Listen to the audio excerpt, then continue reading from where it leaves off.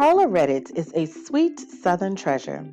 She is the co-anchor of the NBC Nightly News and a woman about the business of perfecting her craft as she celebrates her culture. She walks in confident humility, understanding the depth of her capabilities and allowing her work to speak for itself. I often consider her to be the heartbeat of her team because the love, compassion, and passion she pours into each story is seen on her face, heard in her voice, and felt by many. A soror of Alpha Kappa Alpha Sorority Incorporated, a brilliant woman, an inspiration, Karla Redditte is a jewel in the city of Richmond. Good day, everyone, and welcome to another segment of Business Acumen with Cross Cultural Talks. I am your host, Robinette Cross, and today I have with me one of the jewels of the Channel 12 News, a delight to our city, a woman for the culture, Miss Karla Redditte. Oh, well, thank you. Thank you. Welcome to NBC 12. Oh, gosh. This is so exciting. So exciting, guys. I'm so glad. So glad to have you on the show today, and I'm so glad that we were able to actually find a time that worked and everything. So I wanted to let you know one of the reasons why I asked you to come on the show. Okay. As I was telling you off camera, my daughter and I, when we get ready in the morning, we started to see lots of brown faces at the 4:30 news. We said, who are these people? Who are these people? And then we started to see you, and I said, oh my goodness, who is this woman with this brown skin, with this natural hair, with this big smile, with this great spirit? And you really, so I started to follow you on social media, and I saw that you were doing such big things in the community, and you could just see like the warmth of your heart that resonated past pictures. Well, thank you so much. Of course. So that's why I wanted to, have you on with us today. Spread some of that joy. Well, I try my best. Thank you so much. Of course. Yeah. So I want to just ask you a couple questions to tell us a bit about yourself. Okay. I know that you hail from Tennessee. Yes, Memphis, Tennessee. That's home for me. Oh my goodness. What part of Memphis? Whitehaven.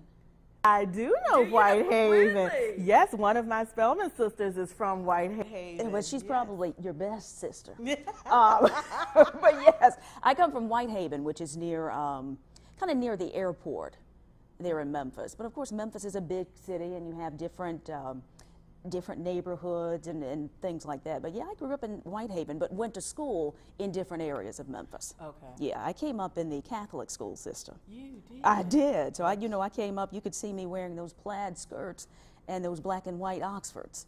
I think you posted a throwback. I did. Of that. And I said, pick me out of the crowd. And it was easy to pick me out of the crowd. It was. But no, most of my family still in Memphis, still in that area, and in North Mississippi, which is right across the state line. So that's home for me. Wow. When did you come to Richmond? I came to Richmond in September of 2012. Really, I left Memphis. I haven't lived in Memphis permanently since I went off to school, went off to college. Mm-hmm. And so after graduating college and grad school, my first job was in Biloxi, Mississippi. Then I went on to Savannah, Georgia, Huntsville, Alabama, and now here. Just a Southern belle. Right. I did a tour of the South. You sure did. But I enjoy it. I do enjoy it here. Yeah. I really. Mm-hmm. What made you want to go into journalism or broadcasting? I've always enjoyed reading and writing, especially my dad and grandfather, huge readers. So I grew up reading quite a bit. My parents were always what we call news junkies. Mm-hmm. Even when I was little, they would come home from work, and at that time, you may remember Arsenio Hall. You remember the Arsenio Hall show? Yes. That would come on in Memphis at 10:30. Mm-hmm.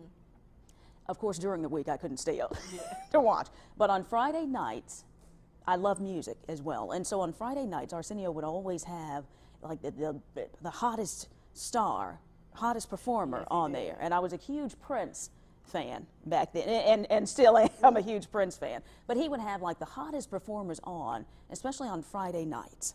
And so I would ask my parents, can I stay up and watch the Arsenio Hall show? And they would say, if you watch the first 15 minutes of news, you can stay up later and watch Arsenio Hall. Okay. And so it started then because I would switch in between the channels to compare how the reporters were doing each story on each channel. And that kind of kicked off that storytelling and the love of writing and presenting stories. And so that was from a young age. I'd say probably about 5 or 6, I started doing that and continued to do that through high school. And I think what sealed the deal for me, there was a reporter that came to visit us for a career day at my high school. And I was the only one asking questions because I saw her as being a star because we watched the news so much at home. And so she came and talked, and we were talking about schools to attend if you're interested in journalism and just little things like that.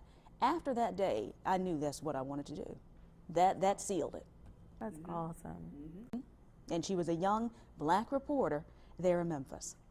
That's so good. Yeah, and that's why I don't mind going into schools and going to churches or wherever these days, because you always, you never know what little eyes are watching and who you may impact.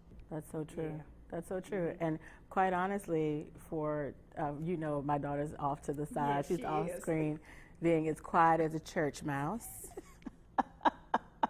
Mom and Dad have trained her well. Thank the But that's why she was so excited, because we see you every day.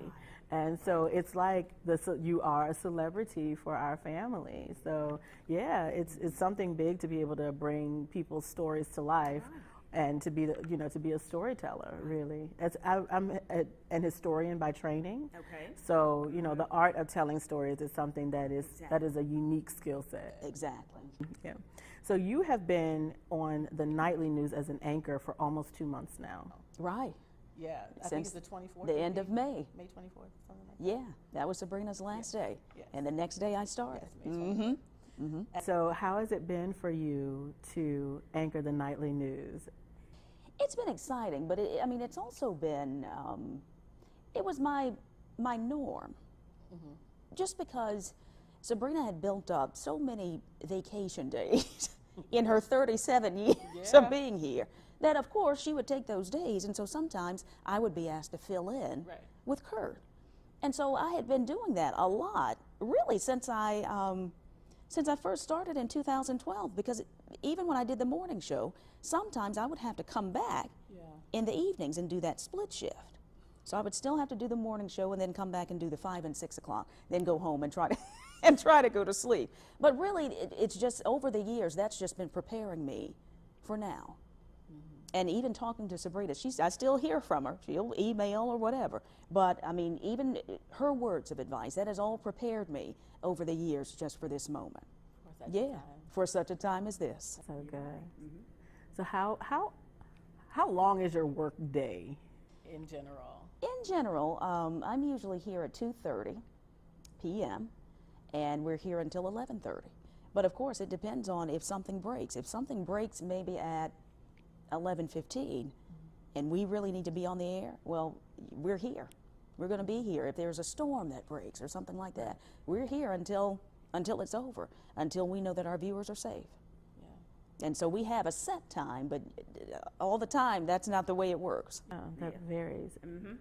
So in between that shift, because I know that you air at certain times of the day, then you're out and about in the city as well. So that's a part of this big work day that you have too. Indeed. And a lot of times with that, I come in early.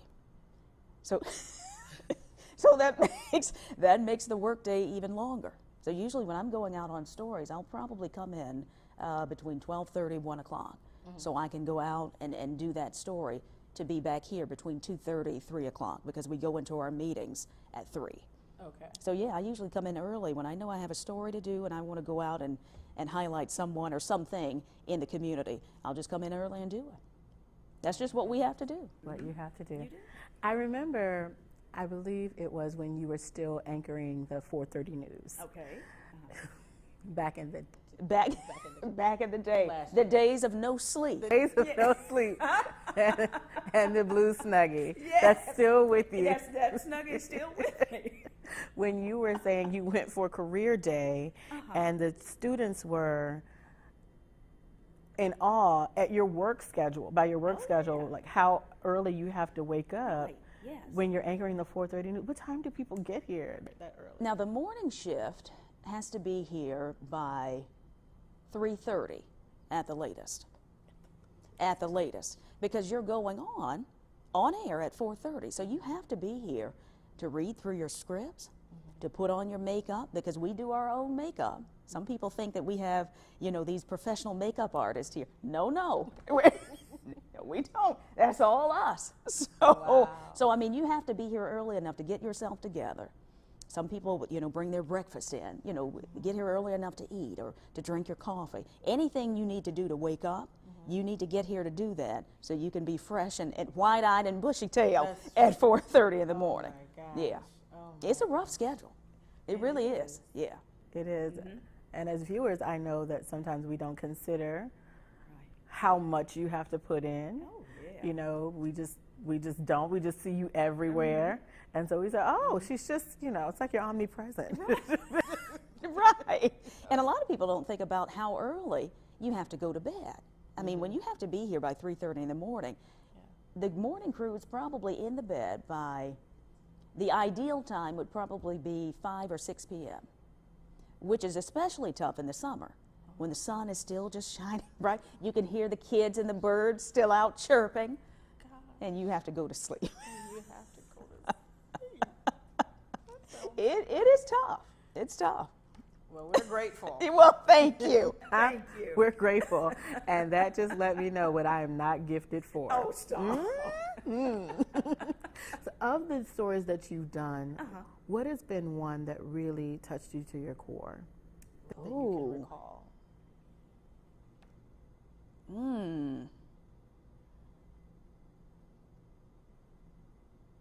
I've covered so many stories. I know that wasn't prepared, but No. Let me think. Really, I mean, and like I said, I've covered a lot of stories over the years, but I presented one today that I think is just an amazing story. Here you have this 70-year-old retired white man whose background is IT analyst for a bank. He retired, should be at home, you know, enjoying life, traveling. He dedicates his retirement to cleaning up African American cemeteries. That's amazing. And this is his 5-year anniversary of cleaning up East End Cemetery. And then 5 years before that, he did the same thing for Evergreen.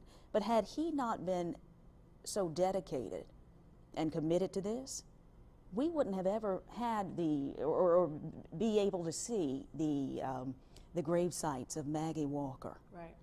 or of Rosa D. Bowser, who's the first African American teacher here in Richmond. So just uncovering history like that.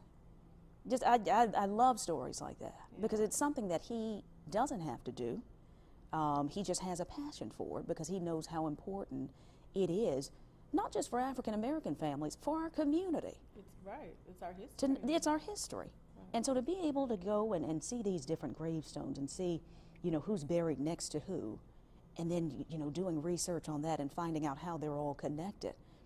I mean, he's just helping to, you know, pass along these stories from generation to generation that were once hidden for decades because of neglect. Because of neglect, yeah.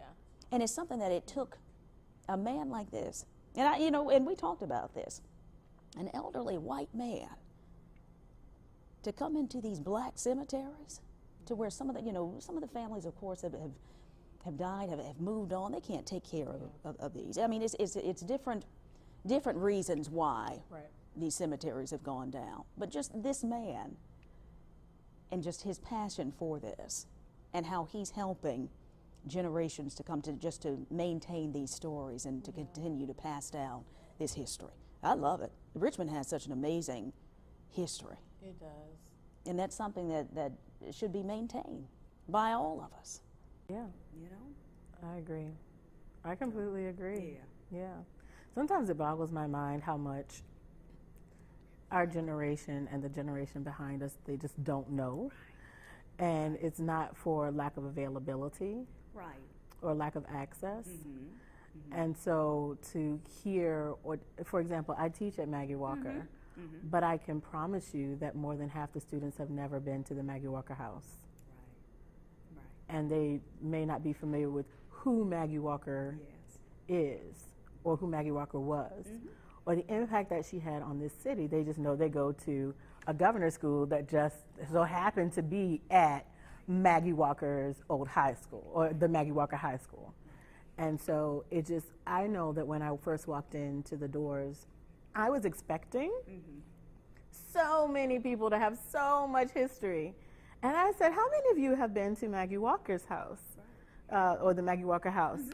And I think there were 2 students who raised their hands. And I said, you know where you're sitting. Do you know who built these walls? You know, and to have no real context. I think that's something that we are doing to ourselves instead of, you know, having done to us. So it is my prayer then that so thank you for telling that story, because it is my prayer that we foster better relationships through the generations to keep the history alive. And especially young black children to know these stories. I volunteered at the Maggie Walker House way before my shift change here when I had more time to do it. But the reason I signed up was back in, I want to say, October of 2013. I went to visit the house.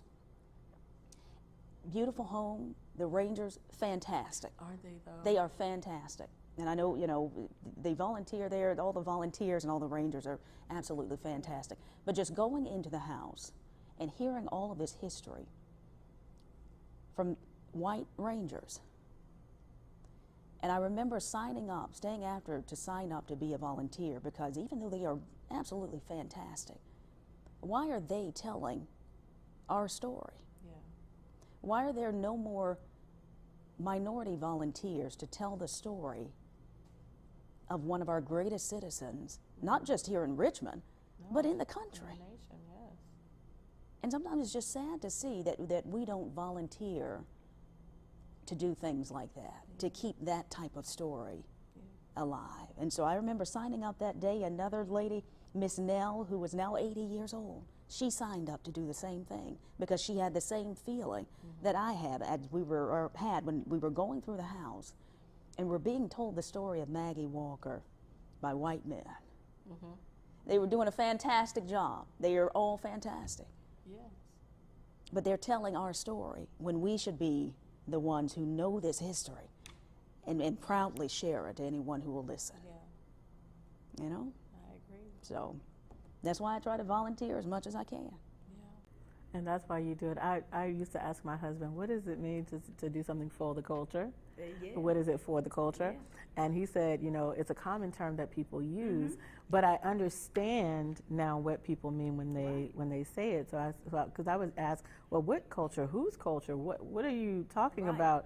But I also, when I started to pay attention, for example, to the types of stories that you chose to report and the types of, let's say, restaurants that you decide to patron, or the types of, even the other day you were talking about these teenage girls who have like a wig line. And you were doing the, what's that dance? In My Feelings. Oh, yes, that's what it's called. The In My Feelings Challenge. The In My Feelings Challenge with them. I understand why you do it, because you're bridging generational gaps and you're creating those connections inside of our culture for us to be able to relate to the younger generation and them to be able to relate to us. Exactly. Exactly. So it's so good. And it's just so fun. Well, it looks fun. It looks fun. Meanwhile, I can't do that. Oh, stop! I can't do any of it. You can't do that flossing, floss Definitely dance. not. That's what I'm still practicing. Definitely not. Not without serious injury or flip. Cannot even do it. And so Congratulations on your Emmy nominations thank as well. you. Thank You're you. welcome. I saw that another one of your stories has been Yes, nominated. for NABJ, the Salute to Excellence. That's yeah. awesome. That's awesome. And I know that one of the stories was about natural hair. It Is was. that right? It was. It was actually an artist in Church Hill, and she designed a coloring book, an adult coloring book. A coloring book for adults, but she noticed that there weren't many images for people to color of people of color. And so she knew about the whole fascination with natural hair. And so she made these beautiful designs to put in the coloring book that people can color. And it just went wild. And people were sending her their finished product and all that good stuff. I mean, it really took off. And she's still doing a fantastic job with that book. That's awesome. It's awesome. As a natural hairista, that's what a naturalista. I appreciate. Yes, I appreciate anyone celebrating, natural hair. What made you want to go natural? I actually, you know what? This all started when I went to a going away party for a coworker, because every weekend I'd always have my hair out anyway, because I wore wigs here at the station. But I went out to this party, and my news director happened to be there at the going away party. And he saw my hair, and he came up and he said, "Why don't you wear your hair like that on television?" And I said, I thought about it. I said, I didn't really know it would be allowed. But see, I had never asked, because I just assumed that it wouldn't be allowed. And he said, "It looks good. You should try it." And that was the end of that conversation. But for that night. But after that, I just took it and ran with it. After that, when he gave me the permission to do it, just took it and ran with it. That's awesome. And that was one, and I tell different people, sometimes we can talk ourselves out of opportunities. Yeah. I had talked myself out of that opportunity because I had never even thought to ask, could I wear my hair out in its natural state on television? And he had absolutely no problem with it. That's awesome. But you'd never seen it, I don't think. Had you ever seen it in broadcasting? I think it had started to come out, not in this market, but I know different journalists in other markets. I had started to see different pictures and things like that. So it was starting to become a little bit more popular, more acceptable. But now it's really taken off. I'm telling you. Yeah, you can find, I think, a naturalista probably in every market, or almost every, especially the larger markets. I think some of the smaller markets, they're still, working their way to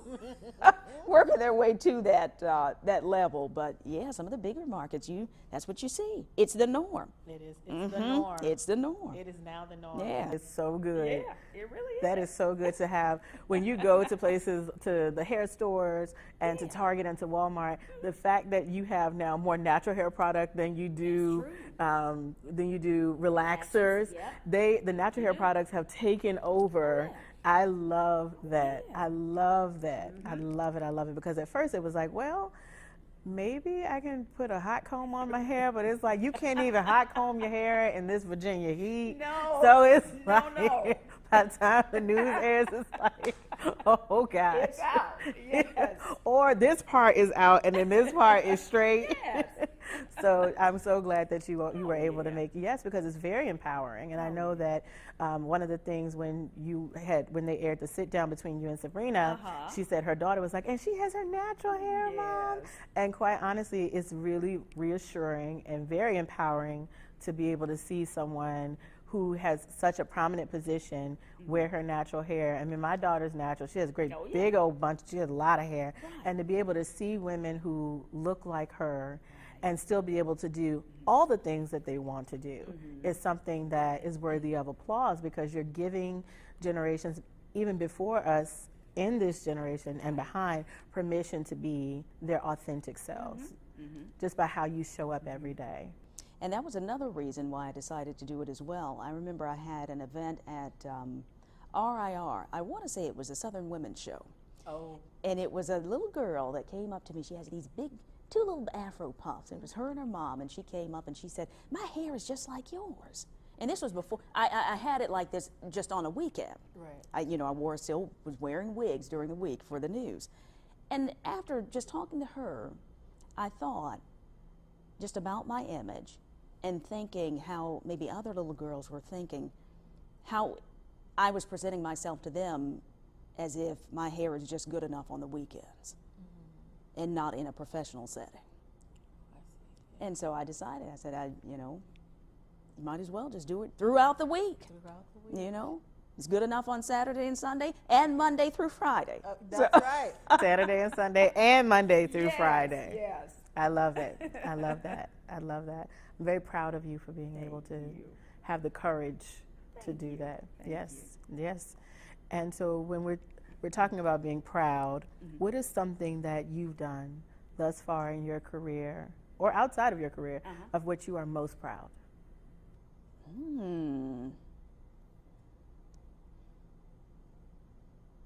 Oh, goodness.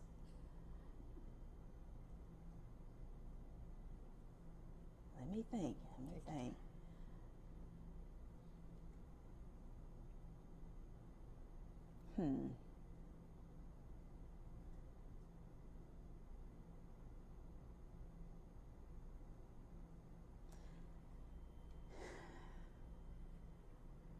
Hold on, brother. Let me get my thoughts. Let me get my thoughts together. Pull them together. Just enjoying the moment. Really, when I think of proud, I always think back to my grandfather. He's passed on now, but I was his only grandchild. And so he always wanted me to go on. He knew I loved television, so he wanted me to do that. He wanted me to go on and get my master's degree. Went on and did that. And he he even said before he passed away, he said, I know you're going to do it. I know you're going to go on. You're going to get your first job, and then I'll decide I'm going to just go on and die. And he did. No, really? Right. He lasted. I want to say my grandfather was 89. He was 89 when he passed away. But by that time, I had gotten my first job in television. And he had said he wanted to live to see me do that. And so I accomplished everything he wanted me to do. He said he wanted me to get a PhD. And I don't know. I don't know yet about that. We'll see about that. But just, I guess, proud of being a good person while still accomplishing goals. Yeah. A few years ago, I was honored from my high school of being a woman of success. And that was, that kind of touched my old heart, I mean, just that they recognize not only what I was doing, but also the volunteerism that I was doing. They brought that out, they highlighted my parents. It just made me feel good. So that was a proud moment for me. That's awesome. Yeah. That's a sweet, sweet moment. Yes, it was. It is, yeah. Because you go so long without, you don't ask for applause or you don't ask for celebration, but then when you have the opportunity to look back over your life and you can see the breadth and depth of work that you've done in such a short time, it's noteworthy, and it's also inspiring to say, okay, I can keep on keeping on, just like people say in church. I'm yet holding on. Yes, keep on keeping on. Yeah, I can keep on keeping on. Yes. Yeah, and there's so much more left for you to do. Yeah. So may God continue to bless the works of your hands. Thank you.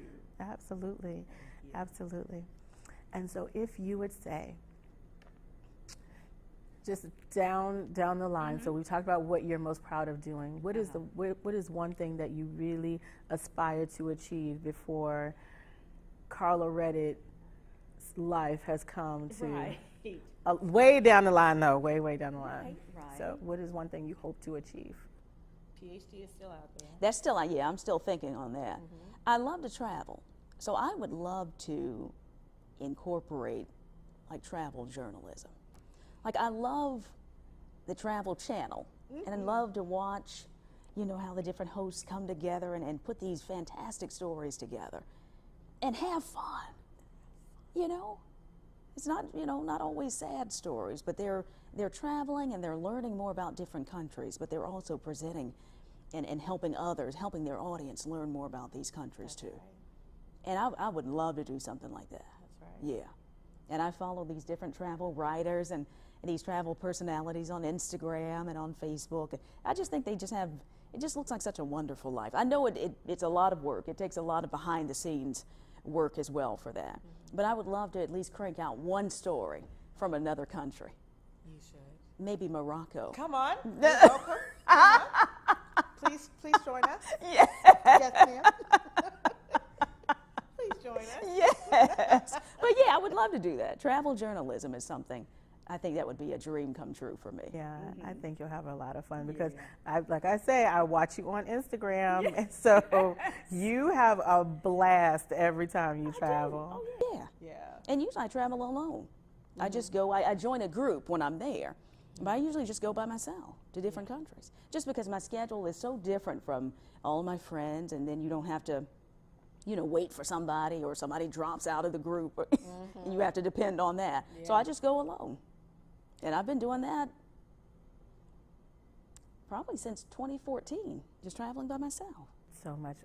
It's, on the one hand, it can seem a little lonely, but on the other hand, it is so much fun. And then you find a strength of character that you never knew you possessed. And you meet all these fantastic people. A lot of people, I mean, I still keep up with on Facebook, and we still, you know, trade travel stories, and they tell me where they're going next, and, you know, I do the same thing. So, I mean, it's fun. It's a fun way to meet new people and learn about a different culture at the same time. Have a true exchange. Exactly. Have a true Exactly. exchange. Oh, I love that then. Oh, yeah. As someone who loves to travel, who considers herself to be a global citizen, I am so happy to hear you say that. Oh, yeah. So happy. So there's so many things that are in store for you. They just got me so excited. Thank you. Yes, ma'am. Yes, ma'am. So what else is coming down the line for you? What can we look for from Karla Redditte? Goodness. You can look for more community stories, definitely on Fridays at 5 p.m. That's when I usually present my stories. What else is coming? You know, I'll be traveling. Yes. Yeah, I think that's just a given. That's People that know me know I'm going somewhere. I don't have anything big in the works, but definitely growth in my career. You know, because each week, each story, I try to get better and better with writing and storytelling. So just career advancement. And just living life, living my best life, as the kids say. Yeah, living your best life. Living your best life. I'm excited. I am. I'm excited for your future. I'm excited for your now. Yes. Yes, because you just had, when I said what's coming down the pike, it's like you just had a whole tsunami of glory just gobsmack you over the past 2 to 3 months. Yeah. Yeah, so you're still feeling the aftermath of that glory. That's true. Yeah, so a lot of things have happened for you, and I'm excited for what's happening for you in the future. Yes, ma'am. So I want to thank you so much for joining us today. Oh, it's my pleasure. So, guys, thank you so much again for tuning in to this segment of Business Acumen with Cross Cultural Talks. Be sure to tune in, same time, same place, 8 o'clock a.m. Eastern Standard Time on Saturday morning. God bless you, and don't forget to go and be great on purpose.